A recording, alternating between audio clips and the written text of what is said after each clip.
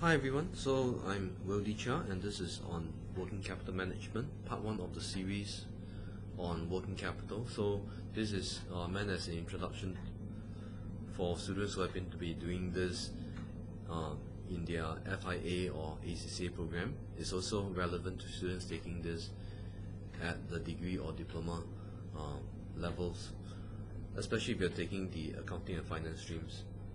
Right, so I'm Will Cha and welcome. So you're watching this on my YouTube channel, right? So today's scope is that we can look at what is the purpose, right, and importance of working capital, and what is so important about managing working capital. Following which we are going to look at a bit of calculation on working capital cycle and working capital requirement. So both are quite simple, right? We use rather simple examples to illustrate how working capital cycle and requirements are calculated, and also covering a bit on the current ratio and asset test. So the discussion is not complete without going through the current ratio and asset test ratios. And we'll look at a bit of issues with what happens if there are too much working capital and too little working capital. So those are quite simple areas. So what is the importance and purpose of working capital? Right, most students who have taken accounting and finance before, you would have remembered, in your recent memory, that it means the difference between current assets and current liabilities. Current assets literally refers to the inventory, right, or which is held by the business. So this inventory may include raw material, work in progress, and finished goods. Current assets can include receivables, cash, fixed deposits, and so on. So there is quite a number of things that can fall under current assets. But for our session today, we'll refer to current assets as referring to inventory and receivables, just to keep things short. Current liabilities would, as you can see here, refers to any payables that the business has. So these payables may include payables for goods, payables for tax, payables for services, and just about anything, right? So payables. So the difference between current assets and current liabilities, so long as it gives you a positive amount, the message here is that if you have a positive amount of working capital, it means there is sufficient amounts of working capital and liquidity. Obviously, if you have a situation where you have a negative working capital, then it means there is a risk that there isn't enough working capital, and obviously liquidity levels may not be sufficient. Now, why is it that we are so interested to look at sufficient liquidity, sufficient amounts of working capital? Because the business needs liquidity to ensure that its liabilities can be paid on time, right? Current liabilities such as amounts owing for goods and services, so these have to be paid on time, right? And how do you pay all these on time? Then you turn to the cash on hand, whatever that debtors owe, and perhaps the stocks on hand, right? But generally stocks do take a while to convert to cash form, right? Liquidity is also essential to ensure that operating payments can be paid as and when required. Operating payments refers to things such as rental payments, salary payments, utility payments. Of course, these may vary depending on the business. So if you understand that, then what about if there is not enough liquidity? Not having enough liquidity results in various risks. Risks such as current liabilities not being paid on time, right? Now, when current liabilities can't be paid on time, it also means that the business has difficulties ensuring that its operating payments can't be paid as and when required, right? And that's serious, because if the business is not able to pay out its operating payments, it runs a very high risk of insolvency, right? Insolvency means that the business has to wind up, sell off all its assets, and return all whatever remaining to its shareholders and creditors, right? Now, how do we measure liquidity levels? There are two common ways to measure liquidity levels, right? Aside from taking CA, current asset minus current liability, we could use current ratio, which is to take CA, current asset, divided by CL, which is current liability. The result is expressed as something is to 1. Now the interpretation is quite straightforward. If you get a result of 1 to 1, it means that for every $1 of current liability there is $1 of current asset. Now perfect, because this means every $1 that is owing, there is another dollar on hand which is enough to pay off the current liability. Now if you have a case of 2 to 1, that's even better, because it means that every $1 owing, the business has $2. It has no problem paying up at all. What about 20 times? Or 20? 20 even better, because it means that for every $1 owing, there is $20 on hand. The business simply doesn't have to sweat or worry about paying up. Now, if we look at a case where the current ratio is 0.7, then that may be worrying, right? And you understand why that may be worrying, because the amounts owing is greater than the amounts on hand, right? And it means that potentially the business may be forced to turn to certain emergency sources of finance so that it's able to pay up whatever owing to suppliers.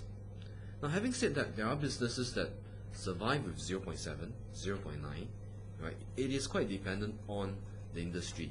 I emphasize, it is heavily dependent on the industry.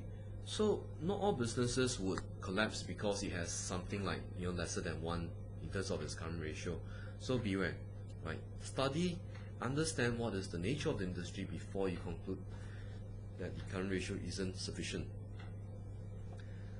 Alright, so having mentioned this, that also means that if you have 0.1, that's absolutely no good news, because 0.1 to 1 means that every $1 owing, there is only 10 cents on hand. Right? Not a very good sight at all. Right? Again, how much should this be? That absolutely depends on the industry and what type of business activities there are. The quick ratio goes a step further by taking CA minus stock, or to use the same term, minus inventory, divided by CL. Now the result is also expressed as something is to 1. The way we interpret quick ratio is the same as interpreting current ratio. The difference is that quick ratio is far more stringent because it takes away inventory. Right? Inventory, as I mentioned earlier on to you, because that inventory is to some extent illiquid, because it takes time for inventory to be sold and converted to cash form. So by looking at quick ratio, this gives you further confidence about the liquidity position of the business, whether the business truly has enough liquidity. So if you understand that, let's look at some illustration. What happens if the business has 1 to 1? Or if you understood my explanation on current ratio, then 1 to 1 in this case means that the business, for every $1 that it owes, it has $1 of liquid assets. Now liquid assets means excluding inventory. Well, in this case, if you're 1 to 1, it means that you're quite safe. Again, that also depends on what kind of industry that the business is in, right? So how about 2 to 1? Even better, because it means that the business has more than enough liquid assets to cover its current liabilities. And the rest of the analysis is really the same as how you would interpret current ratio. Now, I have also came across textbooks and even students, right? I'm a marker, I'm an examiner as well. Students have ever written remarks such as 2 to 1 is the ideal or the standard or preferred ratio. Now, note, there is no such thing as a standard or preferred ratio. Again, read this. It is dependent on industry. That's important, right? Understand what industry is the business in before you conclude whether it is sufficient liquidity or whether there isn't enough liquidity. Now, there are some cases which is obvious that there isn't enough liquidity, like 0.1. 0.1 is quite clear that there is a deficit in liquidity, right? Okay, so that's the two ratios, right? Of course, there are some others that you could use to assess liquidity and working capital. Let's use a very simple example here to illustrate how we calculate the quick ratio and current ratio, right? Quite simple. Let's start with the current ratio. Current ratio is calculated by taking CA, current assets, divide by current liabilities. Quite straightforward. Now, if you are doing this in the exam, make it a point to show the calculation, like what I'm doing here. It's very important because it demonstrates to the marker that you know what you are doing and you didn't copy this off someone's answer script. Right? How about the acid test? The acid test is also known as the quick ratio. This is calculated by taking the CA minus the stock, but we can say that it's just simply the receivables, right? There is no stock. Divided by 2008. This tells you that we have a quick ratio which is just simply 2.14 is to 1. You notice that the current ratio tends to be higher than the asset test. The reason is simple because the current ratio includes inventory, whereas the quick or asset test doesn't, right? And if the business still has, a ratio like this, 2.14 to 1, it is a fairly safe business. It means that it has no issues meeting its current liabilities and meeting its operating payments. And having said that, remember what I mentioned just now? It also goes back to another important point. You have to look at the industry, because by referring to what industry that the business is in, it gives you a clearer indication of whether the liquidity level is acceptable, whether it's too much or too little. Right? So how do we know that a quick ratio or current ratio is appropriate for business? In practice, it is quite challenging to assess. As I mentioned to you before, it depends on the industry. Now, even then, within industries, businesses are quite different in terms of size and also activities. In the modern economy, businesses do not just have one type of product for sale. They have multiple products, and not all businesses are exactly the same, right? Which makes it harder to compare businesses side by side, right? Now, the final and last point, and I think it's important to emphasize this, is that a business with very low quick ratio and current ratio are not necessarily businesses that are destined to doom, right? Ratios such as 0.9, right? Quick ratio that is like 0.9 to 1 may not necessarily be a bad thing, and such businesses can remain viable, right? For reasons such as the business have sufficient liquidity coming from the owners or shareholders, right?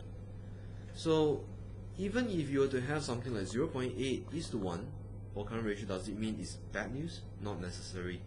Again, one more thing. Let me repeat. It depends, once more, on the industry.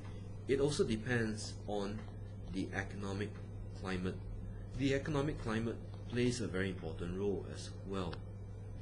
Okay, so when you do this analysis of businesses, bear these in mind and address these factors as well. Okay, ratios on their own have no meaning unless you relate it to the business and the environment and the economics. So why do we want to make sure that working capital is properly managed? What's the importance of managing working capital? Because we understand that having too much working capital is serious, because it results in too much idle resources, right? Idle resources like, for example, inventories, right? There are unsold inventories do not generate returns, right? Unsold inventories may be your assets, but then so long as they are not sold, these don't generate any returns, right? So even the cash on hand, even you get massive amounts of cash on hand, it doesn't mean that this massive house of cash could generate returns.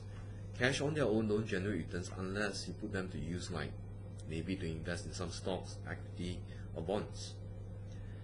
Having too much working capital is also what we term as a case of overcapitalization. Overcapitalization is unhealthy because, as I mentioned just now, it's inefficient use of liquid assets or liquid resources.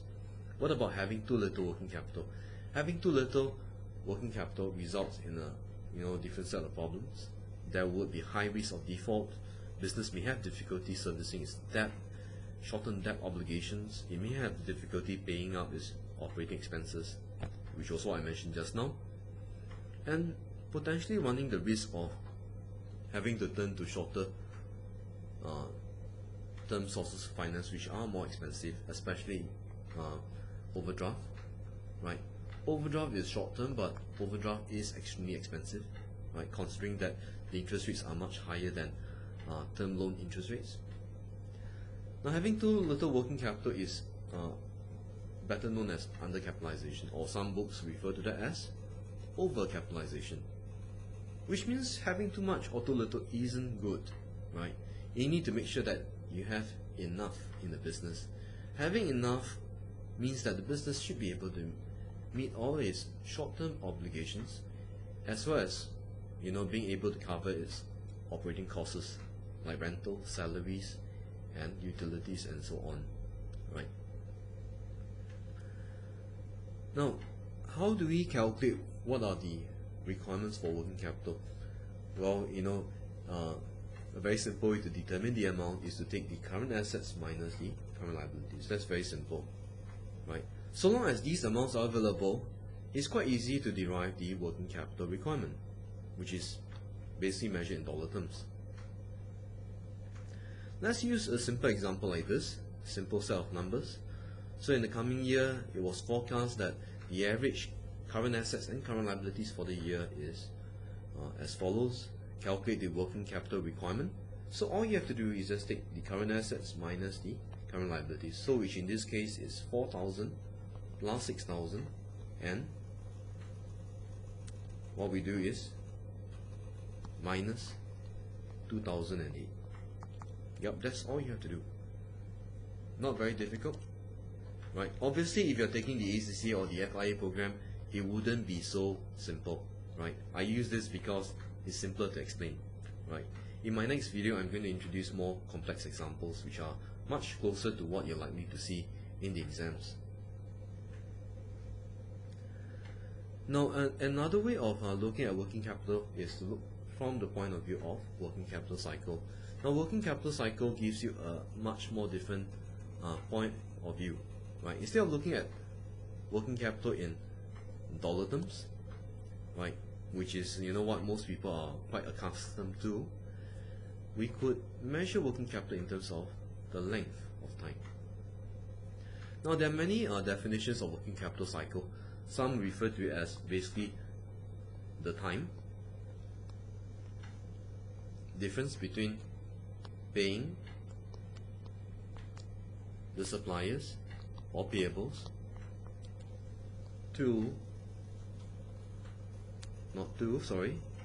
and collecting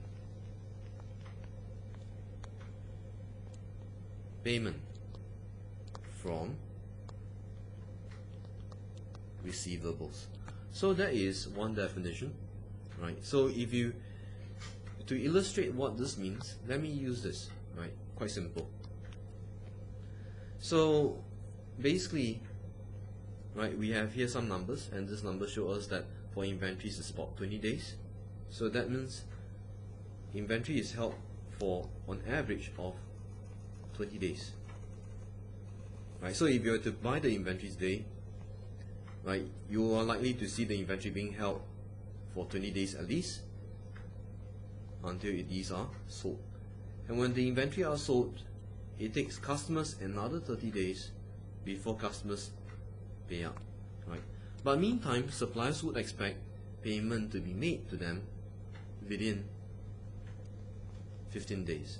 So you might buy today, but then you would have to pay, in 15 days time. The difference here that you see, this gap right to here, this gap, as you can see, is termed as working capital cycle, right? So, which also I mentioned just now, basically is the time difference between paying suppliers and collecting payment from customers, or collecting payment from receivables. So the calculation is as such: 20 plus 30 minus 15. Simple? That's quite simple. So we take 20 plus 30 minus 15, that gives you 35 days, right?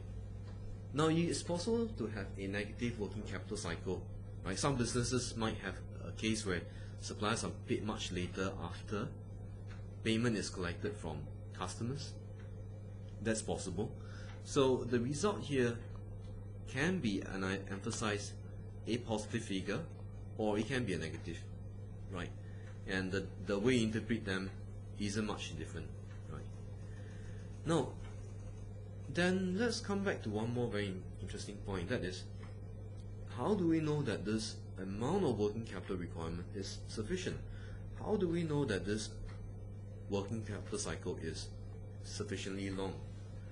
Now the answer is, remember what I mentioned just now? It depends on the industry, it depends on the economic environment, right? So you can't just look at this number and conclude that, this is too long. You have to compare it to maybe some certain industry average, and also consider the economic environment as well as the industry, right? So this is how we calculate, quite simple. Now, having more working capital, is it a better thing, right? So I mentioned to you much earlier on that it is not necessarily good, because having too much means that you have a case of overcapitalization, which is unhealthy, right? Okay, same point as mentioned just now, because overcapitalization means that there is excess amounts of resources idling, and that resources are not properly invested for greater amounts of returns. Now, how else do we identify that there is a case of overcapitalization? Well, certain symptoms include large stock holdings. Now, large stock holdings is a symptom, one of the many symptoms, right? And what else? And you find that there is large cash holdings, right? That's another symptom. Okay, so, and what else can you think of? One more. You have very, and I emphasize, very short payable payment period. There are also many other symptoms, right? So to be able to determine whether a business is suffering from overcapitalization requires you to be able to identify these symptoms. And you also have to look at whether the current and quick ratio are excessively large. So these symptoms have to be identified before you are able to conclude that yes, there is overcapitalization, right? We'll try to look at an example on how to identify overcapitalization, perhaps in the next video or so. Now, should less be good? Okay, so mentioned to you earlier on, less is not good, because less means that you have too little capital, right? Undercapitalization or overtrading. Undercapitalization is dangerous because it means that you're trying to support a large volume of sales, but there isn't enough working capital on hand. This results in, obviously, situations like high dependency on overdraft financing because there isn't enough working capital. It also results in businesses trying to give more credit to customers in order to generate more sales, generate more purchases from customers, so that sales can be kept up, right? And then the business is able to sell more goods. Now, and when the business has such high demand from customers, it also results in more demand for credit from payables, right?